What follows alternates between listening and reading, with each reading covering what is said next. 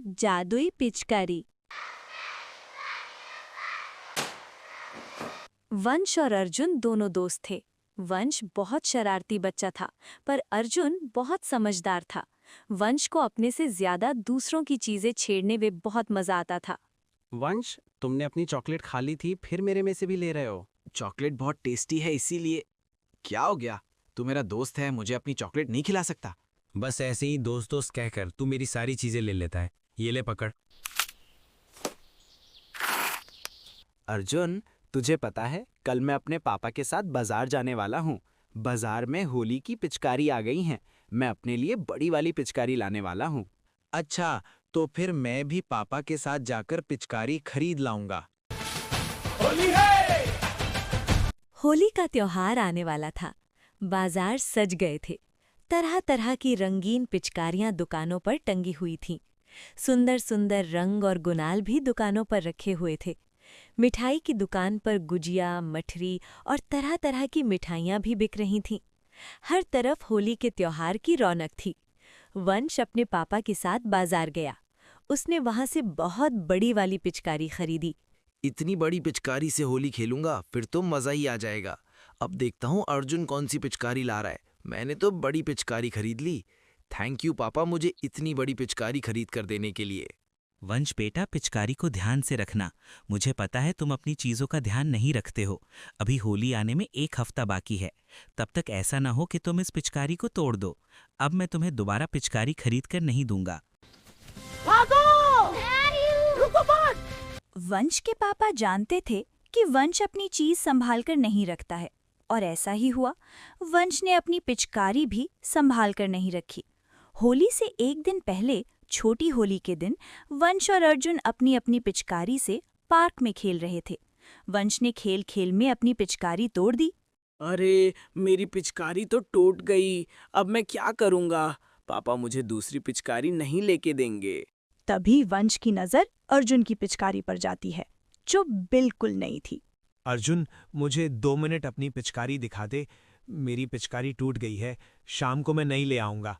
अर्जुन वंश को अपना दोस्त मानता था, इसलिए उसने अपनी पिचकारी उसे दे दी।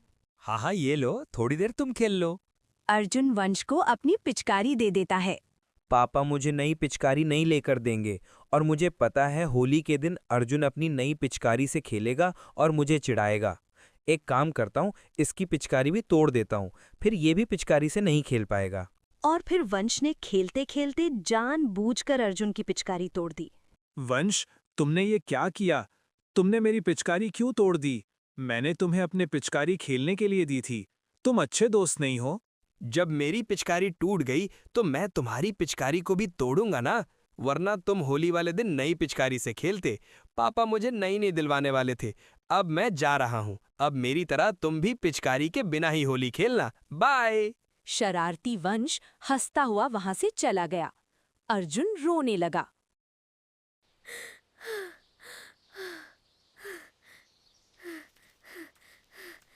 मेरी पिचकारी तोड़ दी। अब मैं घर पे क्या बोलूंगा? मैं ये भी नहीं कह सकता कि वंश ने मेरी पिचकारी तोड़ दी है, वरना सब उसे डांटेंगे। है तो वो मेरा दोस्त ही ना। मैं नहीं चाहता कि उसकी डांट पड़े।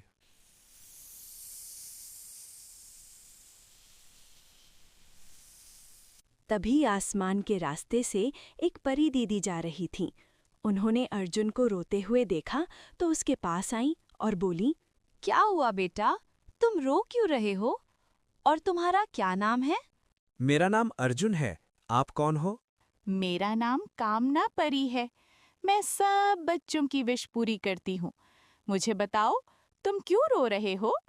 परी दीदी, कल होली है और आज मेरी पिचकारी टूट गई, इसीलिए मैं उदास हूँ। अरे, तो इसमें उदास होने की कोई बात नहीं। मैं तुम्हें एक जादुई पिचकारी देती हूँ, उससे तुम होली खेलना। और ये ऐसी पिचकारी है जो कभी नहीं टूटेगी।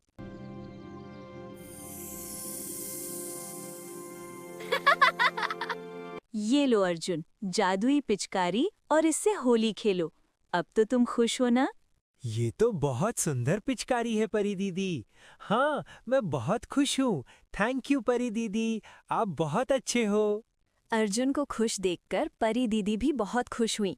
वंश एक पेड़ के पीछे छिपकर सब कुछ देख रहा था। अर्जुन की जादुई पिचकारी देखकर वंश के मन में भी लालच आ गया और वो दौड़कर परी दीदी के पास आया। परी दीदी, मुझे भी जादुई पिचकारी दे दो ना।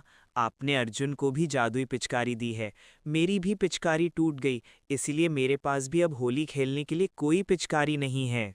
नहीं वंश, मैं तुम्हें जादुई पिचकारी नहीं दूंगी। जादुई पिचकारी सिर्फ अर्जुन को मिलेगी क्योंकि वो बहुत अच्छा बच्चा है।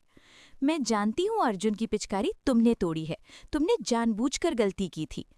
पर देखो, अर्जुन ने तुम्हारा नाम नहीं लगाया, उसने मेरे से ये नहीं कहा कि उसकी पिचकारी तुमने तोड़ी है, क्योंकि अर्जुन तुम्हें अपना अच्छा दोस्त मानता है। परी दीदी की बात सुनकर वंश का चेहरा उतर गया। पास में खड़ा हुआ अर्जुन अपने दोस्त का उदास चेहरा नहीं देख पाया। वो परी दीदी से बोला, परी दीदी, आप वंश को भी जादुई पिचकारी दे दो, हम दोनों एक साथ होली खेलते हैं। अगर वंश के पास पिचकारी नहीं होगी तो मेरा भी इस पिचकारी से होली खेलने का मन नहीं करेगा। प्लीज परी दीदी, आप वंश को भी एक जादुई पिचकारी दे दो। देखा वंश बेटा, तुमने अर्जुन की पिचकारी तोड़ दी, फिर भी ये तुम्हारे बारे में कितना सोचता है। चलो अर्जुन को सॉरी बोलो। सॉरी अर्जुन, मैंने तुम्हारी पिचकारी तोड़ दी, मुझे ऐसा नहीं करना चाहिए था। तुम मेरे अच्छे दोस्त हो। ये हुई ना अच्छे बच्चों वाली बात। और हाँ, आगे से कभी भी किसी की चीज को कोई नुकसान मत पहुंचाना, और वादा करो कि तुम अपनी चीजों को हमेशा संभाल कर रखोगे, उन्हें तोड़ोगे नहीं। प्रॉमिस करो। प्रॉमिस परी दीदी, अब मैं अपनी चीज कभी खराब नहीं किया करूंगा और कभी भी किसी की चीज को नहीं तोड़ूंगा। मैं वादा करता हूँ। परी दीदी ने एक बार फिर अपनी जादुई छड़ी घुमाई और उनके हाथ में बहुत सुंदर जादुई पिचकारी आ गई। उन्होंने वो जादुई पिचकारी वंश को दी। थैंक यू परी दीदी, ये पिचकारी बहुत सुंदर है। वंश बेटा, थैंक यू तुम्हें अर्जुन को बोलना चाहिए, क्योंकि ये तुम्हारा बहुत अच्छा दोस्त है। थैंक यू अर्जुन, तुम्हारी वजह से परी दीदी ने मुझे भी जादुई पिचकारी दी। उसके बाद परी दीदी वापस परीलोक चली गईं।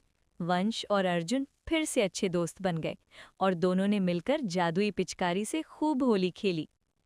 प्यारे बच्चों, ये कहानी हमें सिखाती है कि हमें हमेशा अपने दोस्तों के साथ मिलजुल कर रहना चाहिए। सच्चे दोस्त हमेशा काम आते हैं।